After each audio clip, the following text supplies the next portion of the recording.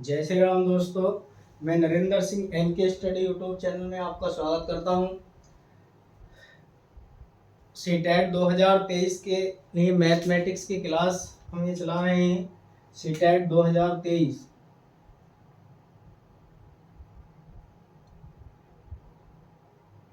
CTET 2023 के लिए mathematics की क्लास चल रही है, जो 20 अगस्त को पेपर होना है। पिछली क्लासों में हमने मेजरमेंट पढ़ाया था आपको, उससे क्वेश्चन एक निश्चित आएगा। आज आगे कुछ पेडागोजी सेक्शन के क्वेश्चन हैं और कुछ न्यूमेरिकल क्वेश्चन हैं। दोनों टाइप के क्वेश्चन आज हम लेकर चल रहे हैं और इनमें से आपको क्वेश्चन ज़्यादातर फैक्ट पर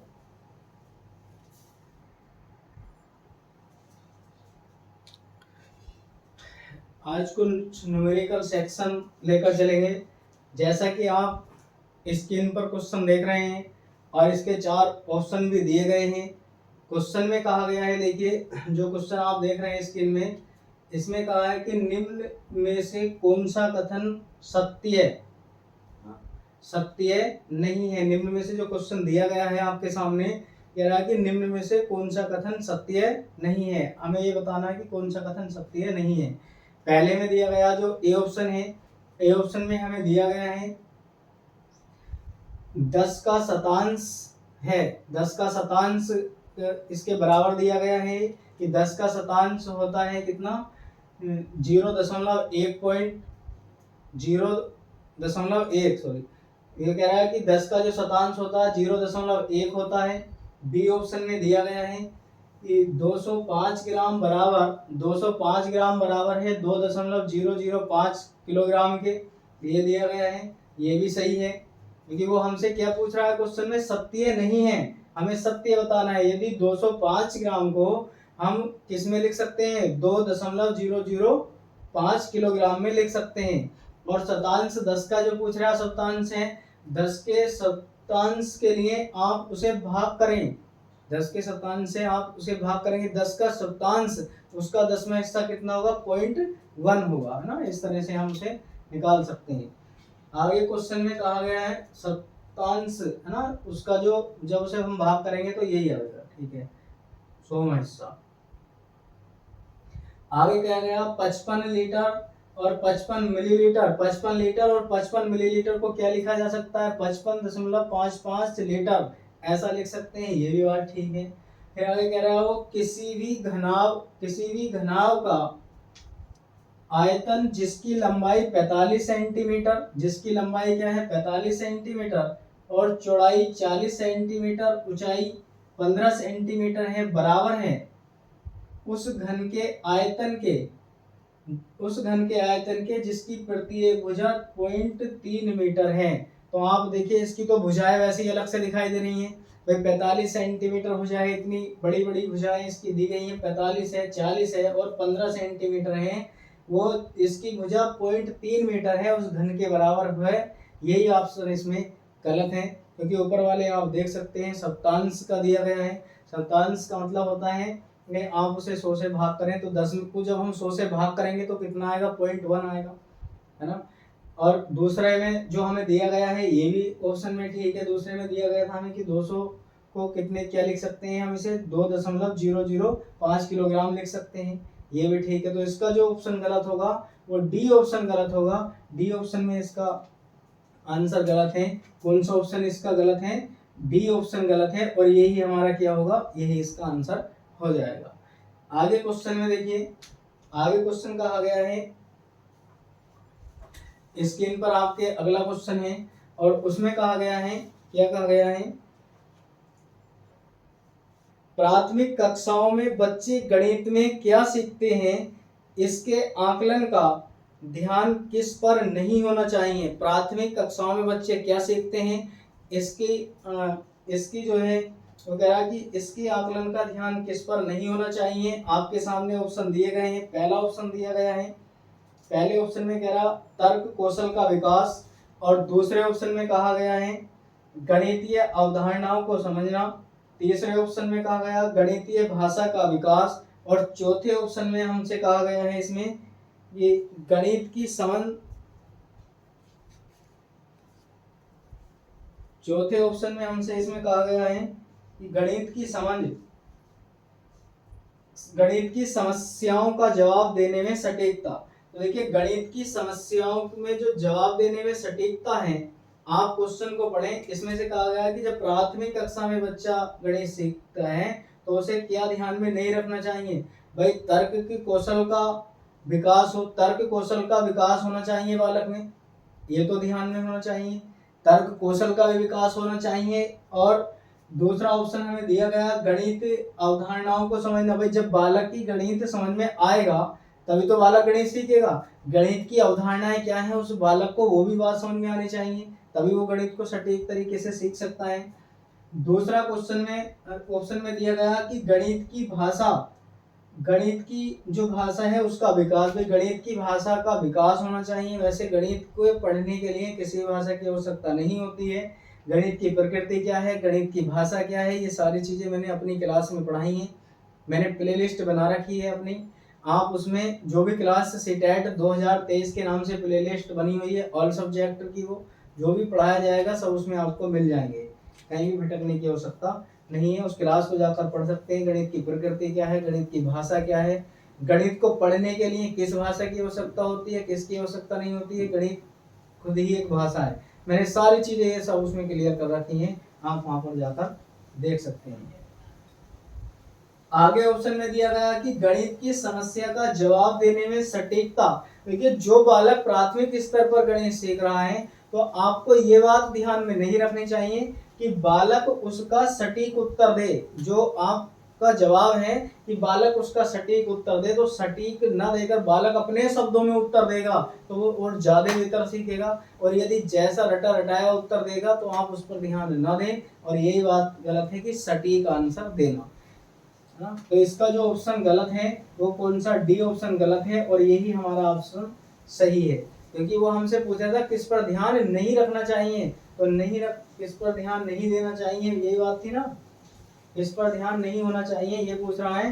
तो हमसे ऑप्शन गलत पूछ रहा है और गलत वाला सही होगा तभी हमारा आंसर हमें मिलेगा। देखिए आगे क्वेश्चन हम लेकर चल रहे हैं, इस पर ही आगे क्वेश्चन है, स्क्रीन पर आप देख रहे हैं। अगला क्वेश्चन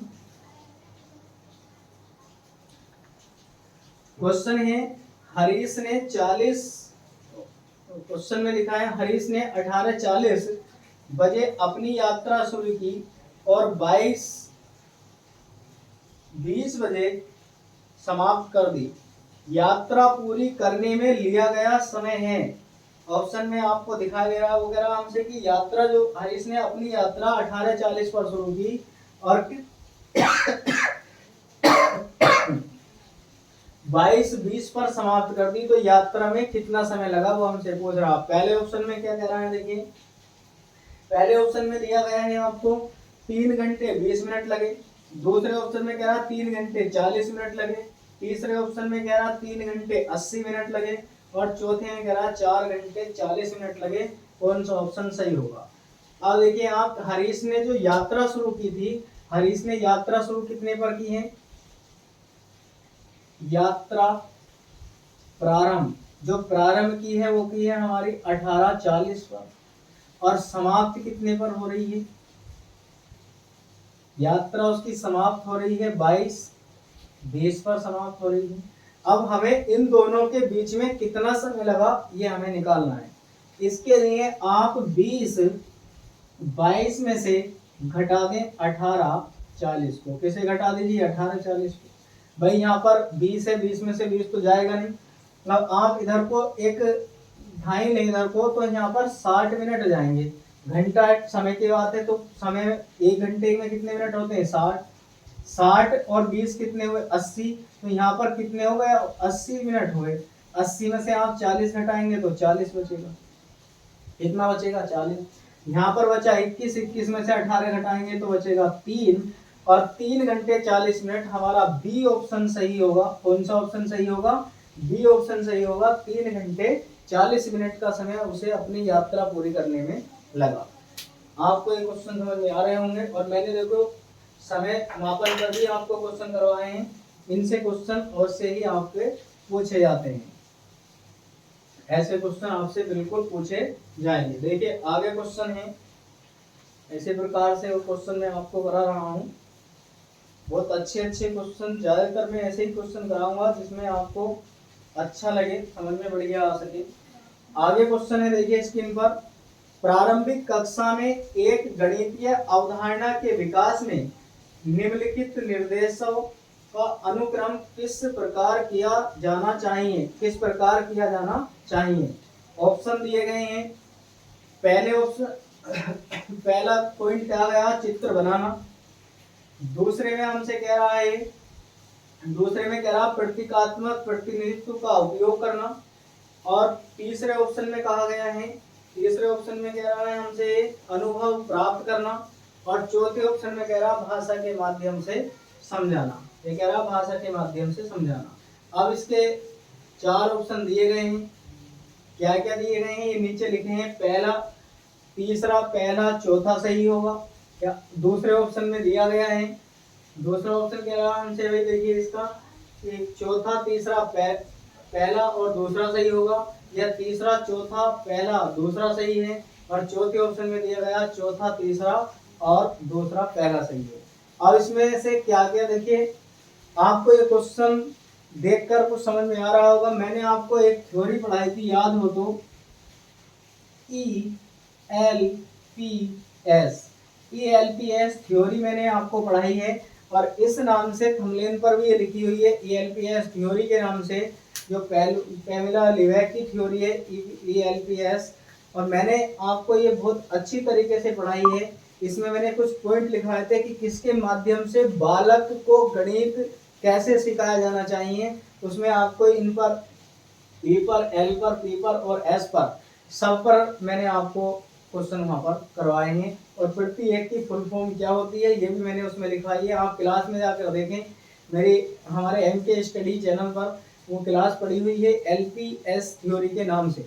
आप उसे पढ़ें, बिल्कुल क्वेश्चन को 1 सेकेंड में हल कर सकते हैं। और ऐसे इसमें हर बार क्वेश्चन पूछा जाता है। देखिए इसमें कहा गया चित्र बनाना, दूसरा कहा गया है हमसे इसमें प्रतीकात्मक प्रतिनिधित्व का उपयोग करना, और तीसरा कहा गया अनुभव प्रदान करना, और चौथे में कहा गया है भाषा के माध्यम से समझना। भाषा के माध्यम से समझना। जब हम भाषा के माध्यम से इसे समझाएंगे, देखिए क्वेश्चन में क्या, पहले सबसे पहले कौन सा पॉइंट लेकर चलेंगे हम, हमें ये बात देखनी है कि क्वेश्चन में सबसे पहले कौन सा पॉइंट लिया जाए। यदि आपने ELPS थ्योरी मेरी वहां पर पढ़ी है, जो मैंने आपको पढ़ाई है, तो बिल्कुल आपको बहुत अच्छी से समझ में आ जाएगा, क्योंकि मैंने उसमें सारी चीजें आपको वहां पर क्लियर कराई हुई हैं। देखिए सबसे पहले जो हम लेकर चलते हैं इसमें क्या क्या है। देखिए इसे जो होता है, इसे एक्सपीरियंस। बालक को सबसे पहले जो साकार वस्तु होती है उसका क्या होना चाहिए, एक्सपीरियंस होना चाहिए। तो हमारे पास सबसे पहले एक्सपीरियंस यानी कि अनुभव बालक को होना चाहिए। तो देखिए सबसे पहले जो तीसरा वाला सही होगा, कौन सा सही है इसमें, थर्ड। क्योंकि सबसे पहले एक्सपीरियंस बालक को क्या होना चाहिए, उसका अनुभव होना चाहिए, एक्सपीरियंस होना चाहिए। और दूसरे नंबर पर क्या होना चाहिए बालक को, उसका भाषा के माध्यम से, एल लैंग्वेज, भाषा के माध्यम से बालक को सिखाया जाना चाहिए। तो इसमें जो ऑप्शन आपका फिर बनेगा चौथा, चौथा पॉइंट ठीक होगा। पहले क्या होना चाहिए, अनुभव, फिर बालक को भाषा के माध्यम से आना चाहिए। और दूसरा जो पॉइंट है आपका इसमें ये बनेगा हमारे पास, कौन सा वाला बनेगा, देखिए फिर हमें क्या होना चाहिए, हम उसे दिखाएं पिक्चर। क्या दिखाना चाहिए बालक को, पिक्चर दिखाना चाहिए। और जब हम बालक को पिक्चर दिखाएंगे तो सबसे पहले ऑप्शन में आपको नजर आ रहा है चित्र बनाना है, चित्र दिखाना, ऐसा करते हैं हम, तो ये फर्स्ट ऑप्शन होगा।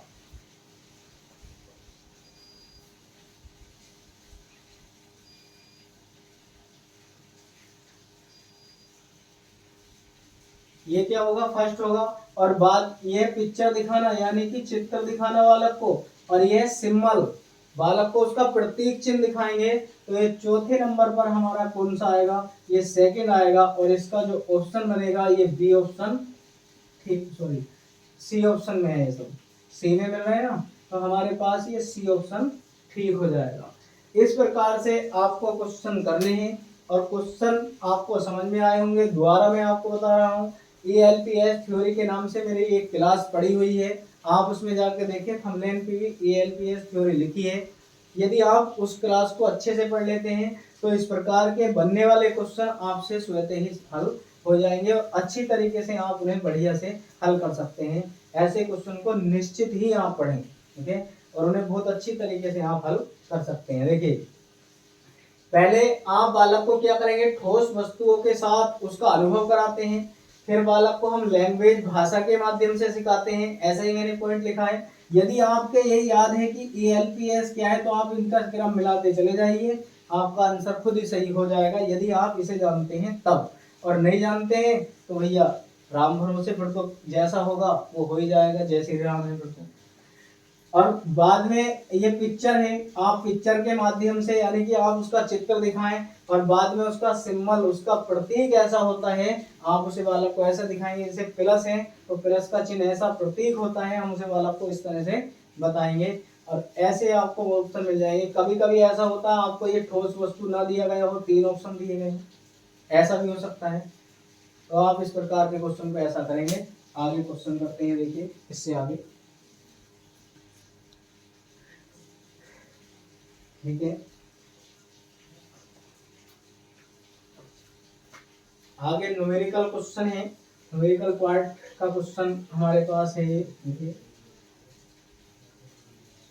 क्वेश्चन आप स्क्रीन पे देख रहे हैं। क्वेश्चन क्या है, क्वेश्चन में लिखा गया है, सबसे पहले क्वेश्चन में, वह अधिकतम संख्या जो दिए गए सभी संख्याओं को विभक्त करे, वह अधिकतम संख्या जो दिए गए सभी संख्याओं को विभक्त करे।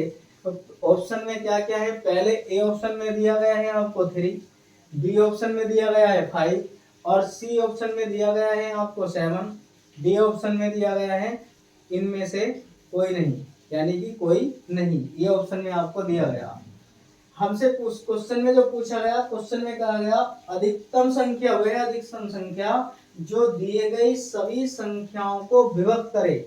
जो नीचे ये संख्याएं क्वेश्चन के दी गई हैं, देखिए क्या क्या दी गई हैं आपको, ये आप देख रहे होंगे 18, 9, 12 ये संख्या क्वेश्चन में आपको नजर आ रही है, इनके अनुसार ये ऑप्शन दिए गए हैं।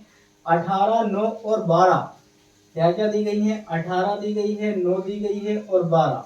इन दी गई संख्याओं को सबको जो विभक्त कर सकती है वो अधिकतम संख्या। अब ध्यान से सुने, सीटेट में क्या होता है, यदि सीटेट में क्वेश्चन अधिकतम का नाम कहीं पर आता है, लैसे मैसे से ये क्वेश्चन बनते हैं। यदि अधिकतम संख्या की बात करेगा तो निकालेंगे मैसे, पॉइंट नोट करें आप। यदि बात कहेगा अधिकतम, अधिकतम के लिए क्या रखते हैं हम, मैसे, और कहीं पर शब्द आ जाता है न्यूनतम, न्यूनतम के लिए निकालेंगे हम क्या, लैसे। ये बात क्वेश्चन में ध्यान दें, अगर क्वेश्चन में आपको मिलता है अधिकतम तो निकालना है हमें मैसे, और क्वेश्चन में मिलता है न्यूनतम तो निकालना है लैसे। अब इनका मैसे निकालें आप 18 का, 9 का और 12 का, तो आप देख रहे हैं ऐसी ऑप्शन में दी गई कौन सी संख्या है भाई, ऐसी ऑप्शन में जो दी गई है 3 है, 7 है और 3, 5, 7, 9 हमारे पास ऑप्शन में है। तो केवल 3 संख्या ऐसी है जो इन तीनों को विभक्त कर सकती है। 3 से 18 भी विभक्त होगा, 3 से 9 भी विभक्त होगा और 3 से 12 भी विभक्त होगा। और वो यही बात कह रहा था कि वह अधिकतम संख्या ज्ञात करें जो दिए गई सभी संख्याओं को विभक्त कर सकती है। तो कौन सी संख्या, 3। इसका ए ऑप्शन आपका सही होगा क्योंकि इसमें 3 जो है ये इसे विभक्त कर सकता है। आगे के आगे क्वेश्चन है इसी प्रकार से, आगे स्क्रीन पर आपकी क्वेश्चन है, देखिए क्या कह रहा है क्वेश्चन। क्वेश्चन में कहा गया है कि 3 पैमाने क्रम से 18 सेंटीमीटर, 24 सेंटीमीटर व 27 सेंटीमीटर के हैं। 3 पैमाने हैं, कोई कौन कौन सी आपके हैं वो आपके सामने दिखाई दे रही है। 18 सेंटीमीटर, 24 सेंटीमीटर और 27 सेंटीमीटर के हैं। वह न्यूनतम लंबाई ज्ञात कीजिए, वह न्यूनतम लंबाई ज्ञात कीजिए जो इन तीनों को बराबर बराबर माप में बराबर बराबर माप, हाँ, तो वह क्वेश्चन में जो दिया गया, क्वेश्चन कह रहा है कि वह लंबाई ज्ञात कीजिए जो इन तीनों के बराबर बराबर मापी जा सकती है, हमें वो ज्ञात करनी है। ऑप्शन में दिया गया है क्या क्या है। पहले ऑप्शन में दिया गया है आपको 218 है, दूसरे बी ऑप्शन में दिया गया है 216, और सी ऑप्शन में आपको दिया गया है 222, और डी ऑप्शन में आपको दिया गया 211। अब आप इसे लेकर चले, देखिए क्वेश्चन को क्या करेंगे। हमने से क्वेश्चन में जो पूछा गया है, एक शब्द आप क्वेश्चन में देख रहे हैं, इसमें क्या है, न्यूनतम। और मैंने अभी न्यूनतम का मतलब आपको बताया था, जहां पर हो न्यूनतम तो क्या निकालेंगे हम, लय से निकालेंगे। और जहां पर दी गई संख्या क्वेश्चन में पूछा जाए अधिकतम, तो वहां पर हम में से निकालेंगे।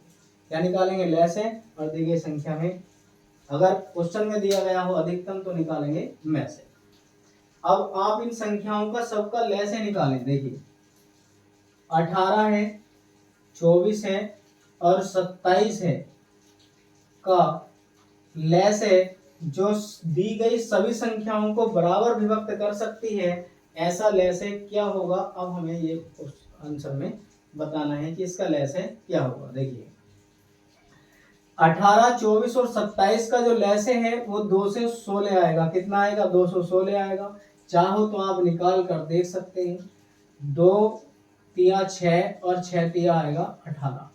24 को हम तोड़ेंगे, कितना आएगा, 2 दूनी 4 और 4 दूनी 8 तिया 24 आएगा। 27 को हम तोड़ेंगे, 3 तिया 9 और 9 तिया आएगा 27। ये होगा। आप देखें इन तीनों में जो कॉमन है, पहले आप कॉमन वाले ले लीजिए और फिर बाद में इन सबको। लैसे में क्या होते हैं, पहले कॉमन और जो कॉमन ना हो उन सबको भी ले लिया जाता है।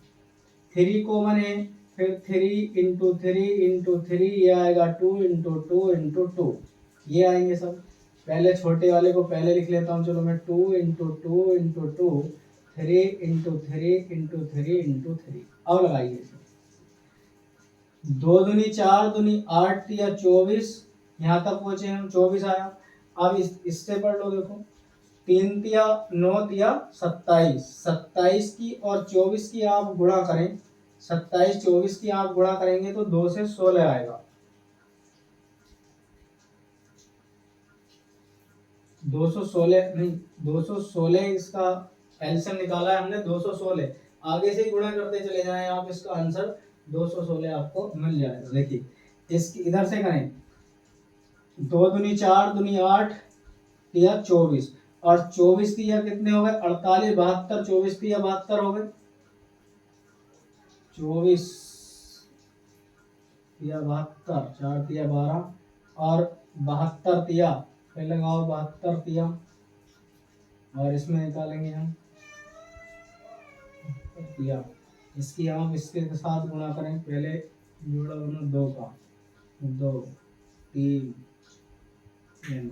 इससे हल करने पर भी क्या आएगा, 216 आपका आंसर मिल जाएगा। आप इसे हल करेंगे तब। देखिए इसी प्रकार से आप इसका लय से निकालेंगे। और क्वेश्चन में हमसे यही बात पूछी गई थी कि अगर अधिकतम होगा तो निकालेंगे में से, और न्यूनतम होगा तो निकालेंगे लय से। यदि आपको याद है कि इस ये लय से क्या होता है, देखिए, और में से क्या होता है, अब ये बात और सुनिए आप। 216 दी गई सभी संख्याओं से, 18 से भी, 24 से भी और 27 से भी, सभी दी गई संख्याओं से इसे भाग हो जानी चाहिए, तो उसका लय से कहलाता है। और में से होती है कि दी गई संख्याओं को में से भाग हो जानी चाहिए। जो में से निकाले हम उससे, जैसे हमने इसका अगर में से निकाले तो कितना आएगा, 3, 3 से ये 18, 24 और 27 तीनों को भाग होती है 3 से, ये तो होगा में से। और लैसे में जो भी हमारा निकल कर आता हो उसे दी गई संख्याओं से भाग होनी चाहिए, ये अंतर दोनों में होता है। आप ऐसा रिलेट कर सकते हैं। और इसका ऑप्शन आपको मिलेगा जो बी ऑप्शन में है, 216 ऑप्शन में आपको मिल रहा है, 216 दिखाई दे रहा है आपको ऑप्शन में। इस प्रकार आप क्वेश्चन को हल करते हैं। देखिए आगे क्वेश्चन है, इसी प्रकार से क्वेश्चन है हमारा,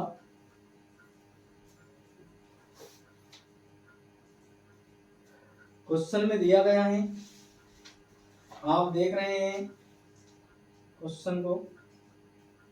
स्क्रीन पर जो क्वेश्चन दिया गया है ये कह रहा है आपसे, देखिए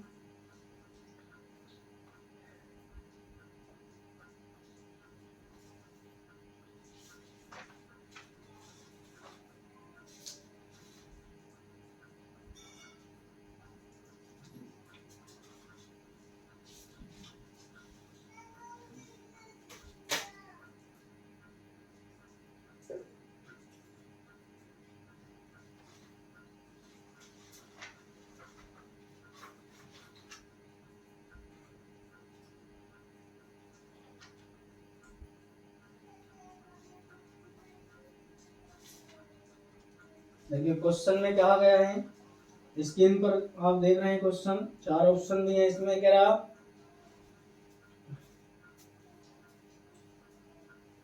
क्वेश्चन में, क्वेश्चन